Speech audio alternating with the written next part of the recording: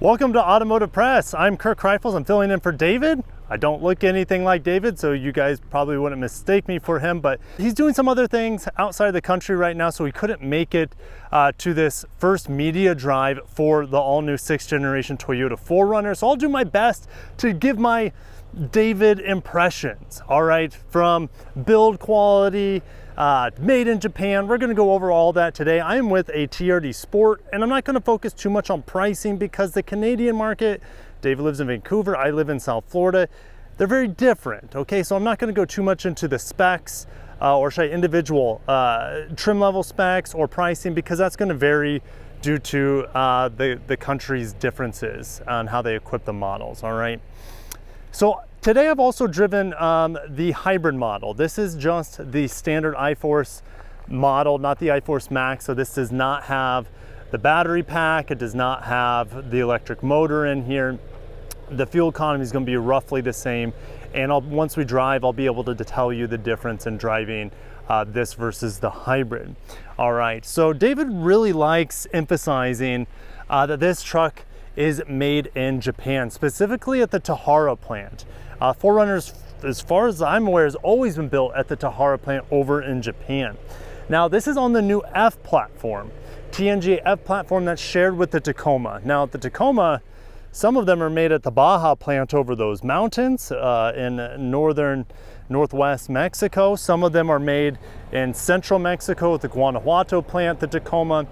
And while this shares a lot with the Tacoma, I mean, you guys can tell roughly from the B pillar forward, it is awfully similar. This is built in Japan or across the world, so it might share, like I said, similar platforms, similar parts, similar powertrains, etc. They're just built in completely different areas, but there's no mistaking that this is the brother or the SUV version of the Tacoma. Now, also similar to this is the new J250 Land Cruiser Prado. In America, it's just called a Land Cruiser. I believe David has one. All right, so I'll do my best to talk about the differences between this and the Land Cruiser in today's driving impressions as well. All right, there's quite a few differences once we start driving, surprisingly. All right, so let's get to the front. Let's talk about exterior design. I guess that's how I would do it. So I'm going to do it more how David does it. David looks at panel gaps, panel alignment. I don't have quite the same engineering eye as he does, but I do have a pretty good attention to detail. And so as I'm feeling this hood here, well, the panel gap gets a little bit tighter around here. That's really a tricky spot where the metal bends. It feels like it's perfectly aligned. Honestly, the hood, I don't feel any rise or drop in gap between the hood and the front fender. So that's really, really impressive. The alignment here seems pretty good at the hood as well with the front bumper. I don't notice anything there. David also really enjoys talking about paint. There's tons of sparkle in this paint color. It looks pretty premium, to be honest. I don't see any orange peel. Again, maybe it's just the lighting. I see zero orange peel on this finish. So very, very high quality paint job. You got to keep in mind at the Tahara plant, they build Lexuses there. So I would imagine this would have similar, I don't know quite to the same standards of Lexus paint quality, but the finish here is very, very impressive and better than most Toyotas, I would say. So let's talk about the gaps on the windows and how it lines up here. The doors here, absolutely perfect. Don't feel any differences or weird overlaps. This one, yeah, it's pretty good as well. And it looks pretty uniform all the way around. Gas cap looks like it's perfectly symmetrical, sitting in there. Maybe the gap here is a little bit lower, but that could be due to design. Now, David mentions a lot in his videos. Yes, we have the roll down window, but he mentions a lot like how difficult it is to align the rear hatch. So let's go ahead. I mean, it's kind of hard to tell with the 4RUNNER. Just from eyeballing it, this gap right here, this is a little bit wider than the gap over here, but it's early production and I don't have calipers like David rolls around with to really measure between the two, but it's I would say it's acceptable. It's not sticking out. It's only sticking out because I'm really focusing on it. Now this particular model has parking sensors. We have 6,000 pounds of towing capacity. I mentioned the window rolls down. Actually, I have window control. Let's see if I can close this. I believe this is window control. No, that's unlock and lock. Okay, so let's open this up. And this does not have the third row seats. I don't know how it's equipped for Canada. In the United States, you can get it on the SR5 and the Limited, I believe, but not on this TRD Sport. Accessory power back here, and you can see this is kind of set up almost as if there would be a third row available. And here we have a tonneau cover in this particular model. Let's go ahead and fold this down. It's a bit dusty here. We don't have smart key access here on this TRD Sport, so let's go ahead and open this. Now, we do have it on the front door. We just don't have it on the back door. We have the two-tone cloth here on this TRD Sport. Now, the TRD Sport Premium, it will give you soft tech seats, but I'm a big fan of the cloth. I know David kind of likes to have his vehicles fully loaded. I'm a big fan of minimal. So I'm a big fan of this. It gets really hot where I live in South Florida. Having cloth seats is better than having ventilated leather seats or ventilated soft tech seats. This flap here, very easy access to child seat latches, and the seat still flips forward as if there would be access to a potential third row here. Now this seat back is also very adjustable. You can lean back quite a bit. You can get it, like, look how vertical, it's like 90 degrees there. But most people are going to be comfortable right there. So materials are pretty basic. Now this TRD Sport comes with this really bright blue, like this metallic blue finish. You'll see more of it when we get in the front. Again, in the back seat here, we have 2 USB-Cs, accessory power. We have vents in the back, mat pockets, decent legroom, better than the Tacoma, I would say. When we fold this armrest down, yeah, good headroom for me at 6'1". Cup holder here on the door, I forgot to mention that, but you know, it is a bit of a squeeze for me. I kind of slide off of the wheel arch here getting out, and I don't remember having that issue on the Tacoma because the Tacoma has a longer wheelbase. So I'm looking at the rear wheel here. Of course, we have a multi-link in the back, and then we have a double wishbone suspension in the front. And let's go ahead. I know I haven't gone over the engine yet, so let's go ahead and pop the hood here. 2 engine options, major engine options, I would say. You have this 2.4 turbo, 8-speed auto with 278 horsepower, 317 pound-feet of torque. The iForce Max puts an electric motor between the 4-cylinder and the 8-speed auto, gives you an extra 48 horsepower, so combined it's around 326 horsepower and 465 pound-feet of torque on the hybrid. But it also weighs more. Despite having a lot more power and torque, you have a battery pack, and you cannot get a third row of seats with that hybrid either. So let's go ahead and close this. In America, it's rated around 22, 23 miles per gallon, somewhere around there. Your mileage, of course, will vary. All right, so we have a little TRD logo here on the front door. Materials are still hard touch here. The same thing with the SR5 that I had. We have electronic lumbar, which is awesome, but this is a manual here on this TRD Sport.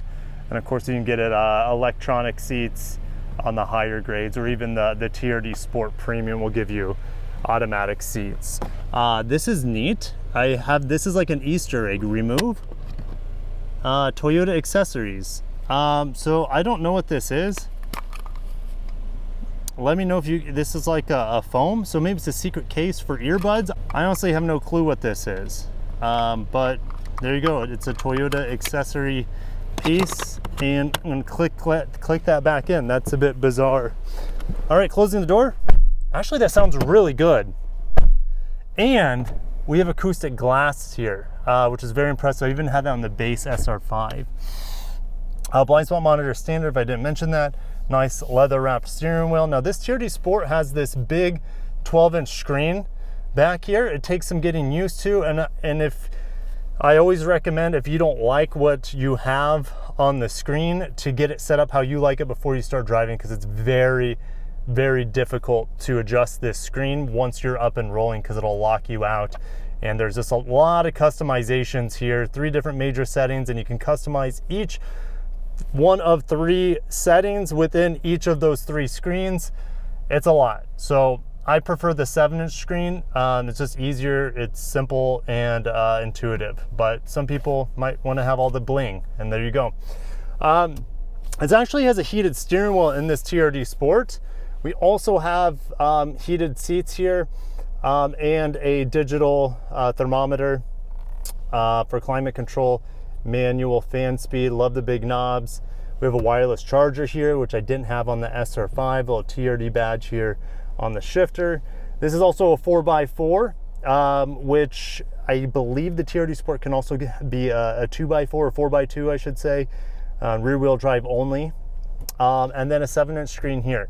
Now, I don't mind the 7-inch screen. It's actually pretty easy to interact with.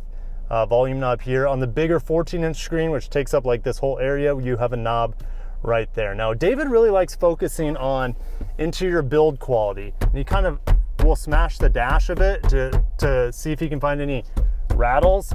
I think it's incredibly built. It seems better built than possibly even the Lexus GX, you know, is built in Japan as well. So very impressed with the solidity of this vehicle, at least when it comes to sitting in here and also walking around on the outside. It's just the build quality is very, very impressive. And it's something David would hold to a high standard because he's owned many 4Runners throughout the years. And so he has a high standard of what this thing should be built like. And I feel like he would say that it's pretty darn close to the 5th generation and overall build quality. All right. But let's go ahead and start driving the TRD Sport 4Runner iForce non-max non-hybrid. All right, let's hit the road. All right, putting it into drive. First impressions, real light steering. That's, if you're coming from a 5th gen 4Runner, that's one of the things you're going to notice right away is the light steering, extremely light steering on this model. All right, it stiffens up a bit in sport mode, but it's a very, very, like, it just doesn't feel the same in terms of steering feel. All right, the hydraulic steering on the 5th gen was old school. It felt great. It felt natural. This feels like you got Hulk arms, and there's no resistance in the steering wheel, in comparison, anyways. All right, we're going up the mountain. Pedal down.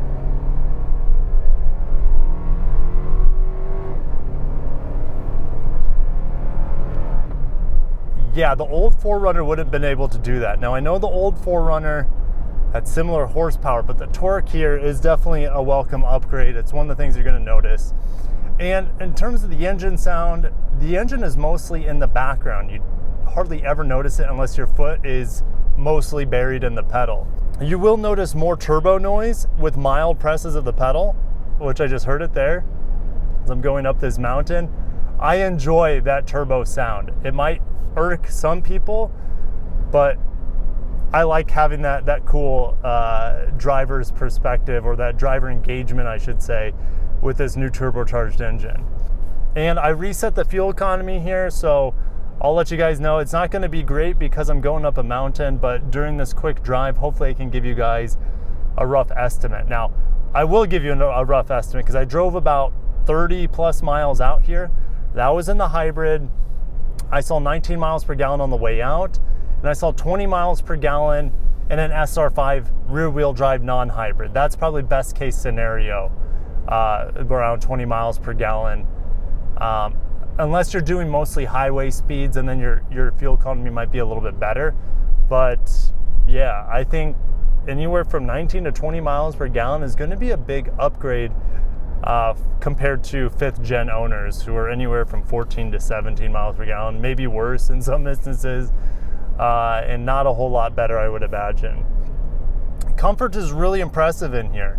You know, the 4Runner has a much different window design compared to the Land Cruiser, and there are some noticeable benefits. Okay, when I noticed doing highway driving, okay, one, this has acoustic glass, so does the Land Cruiser. They both come with it, but this has acoustic glass on the base trims, which is quite impressive. It costs about 15 grand less than the entry price, that the R base grade compared to the base grade of the Land Cruiser. I don't know exactly what it is in Canada, what your base grade is, but yes, it is impressively quiet compared to Land Cruiser.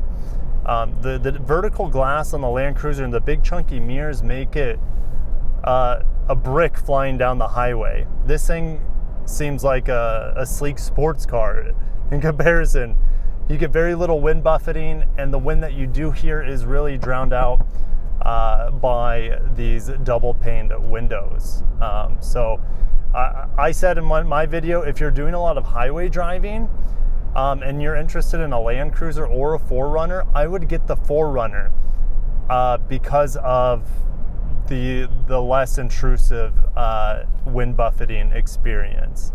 All right, so there's my thoughts there.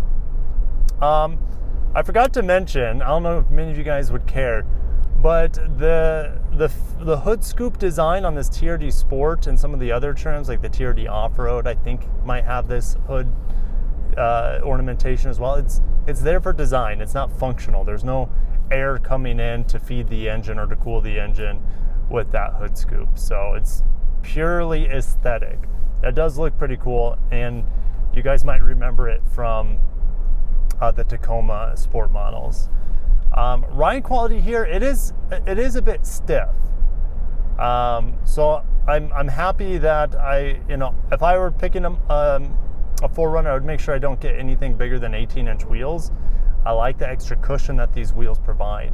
But it does, the rear end feels very similar to a Land Cruiser or a Tacoma to some extent, and a Lexus GX 550. The rear end feels very beefy, and I think that's due to, and I believe this is a case on all the F platform vehicles now, they don't have an independent rear suspension, they have a solid rear axle. And I believe that's the case here. David will correct me if I'm wrong. And so it just kind of feels stiff in the rear, but as a result, it's a very sturdy feel, a very sturdy ride. And there's a Cybertruck.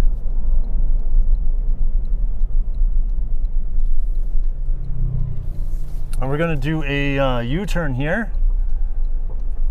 And the U-turn capacity of this truck is very impressive. And I just noticed that there's a Ranger there, so I don't want to go too fast. Visibility here is quite good. It might actually be better than the Land Cruiser. I know the Land Cruiser has big square windows. I feel like I don't have any blind spots in here. This windshield feels bigger than the Land Cruiser. So visibility is better here overall, possibly, than the more stylistically boxy design of the J250 Land Cruiser. Some models will come equipped with 360 cameras. The Trail Hunter and the TRD Pro will have kind of like a trail cam system. There's also digital rear view mirror in certain models. I believe all that stuff is available or would be available in Canada as well. In this particular model, I do have a dimming rear view mirror, but I do not have dimming side mirrors, it seems. Now, in terms of the handling, I mentioned the steering. I prefer the steering of the old truck, old 4Runner, but the handling here is so, just like the Tacoma, old versus new Tacoma, this just feels so much more confidence inspiring. It feels glued to the road. It feels lighter. It feels less likely to tip over. It just feels like the weight is, one, less, and two, a bit lower to the ground, even though the ground clearance here is good. I think it's around 9 inches for most models, and then like your TRD Off-Road or TRD Pro, I think the TRD Pro might be around 10 inches of ground clearance or something. So, and there's no one behind me, so I'm going to get into the brakes here. Yeah, great brake feel, very linear. That's a big improvement compared to a lot of old Toyota trucks. Is just the overall intentions from the driver are much better executed by the vehicle. Whether that's the handling, the brakes, the transmission response, the torquiness of the engine, everything is just a little bit or a lot more in tune to the driver's intentions, and it makes it for a more enjoyable driving experience overall. I think David also wanted to ask me if what my thoughts would be in terms of value versus the Land Cruiser. Well, it comes down to me, it almost comes down to aesthetics. Like, I personally like the Land Cruiser's looks over this vehicle, but the Land Cruiser also starts around $60,000 in America, or should I say the US, and that's about $20,000 more than the base SR5, and they're similarly equipped, the SR5 4RUNNER and the base Land Cruiser. And so, is the design and the clout of having the Land Cruiser name really worth the money over the 4RUNNER? The answer is, it depends on the person. To me, no. Like, I would be happy with the base SR5 4RUNNER, rear-wheel drive or all-wheel drive, 2-row or 3-row. It just depends on your needs, right? I think that's the best value and the best bang for your buck. The Land Cruiser, though, starts having some maybe potential advantages when you get really high up in the trim levels with the iForce Max 4RUNNERs. Once you're in the upper 50s, even the 60 mile an hour, or I say 60 miles, $60,000 range in the United States, it starts touching the toes of not only the Land Cruiser, but the Lexus GX. And yeah, I think I'd rather have a Lexus GX over a highly equipped 4RUNNER, right? It's just good to have options. Toyota almost has 3 different flavors of the same SUV. So you have the J250 Land Cruiser, the Lexus GX, and you have this 4RUNNER. And yeah, they're all going to sell well. Land Cruiser and GX already have really high demand, still in early 2025. And this 4RUNNER, I'm sure the demand's going to be good. I'm sure you're still going to have some people that are lamenting the loss of the 4-liter V6, possibly lamenting the loss of hydraulic steering. I think I'm lamenting the loss of the superior steering feel of hydraulic steering compared to the loss of the V6. But that's all personal opinion. And, you know, we still don't know over time how reliable this powertrain is going to be, this 2.4 liter turbo 4-cylinder. I personally would be skipping the iForce Max. In the United States, it costs something like close to $3,000 more. And yes, you get better torque. Yes, you get maybe a little bit better response overall, but in terms of acceleration and feel, it's about the same. And so really the only benefits I would say of the hybrid is the instant torque, or the more readily available torque, I should say, more torque in general. And in town, it might provide a slightly better experience because the engine will turn off and sometimes you can just coast without the engine on. It is a nice feeling experience. I like hybrids. I just am not sold on the hybrid on Toyota's trucks. So maybe time will tell. Maybe they'll prove to be extraordinarily reliable. I don't know. But I really like this base 2.4 turbo. I think it provides good power, a better overall experience than the V6. Again, long-term reliability, we don't know.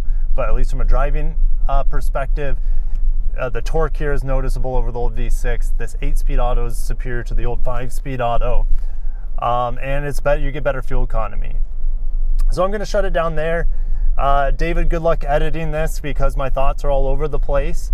And I can't wait to collaborate with David in future videos. We'll probably hang out in maybe HQC, depending on if he can make it to a big Toyota event that's going on early summer, late spring. If not, David and I will be collaborating more than likely again in Japan for the Japan Mobility Show 2025, just like we did Japan Mobility Show 2023. So most of you guys, if you haven't seen me before on David's channel, just go ahead and check out some of our videos that we collaborated with in Japan. We had a blast there. All right, signing out from Automotive Press. What an honor to be on David's channel. Thanks for asking me, David, to collaborate with you a little bit here with the new 4RUNNER, and wishing this video good success. Hopefully I lived up to your expectations. So thank you guys for watching, and signing out.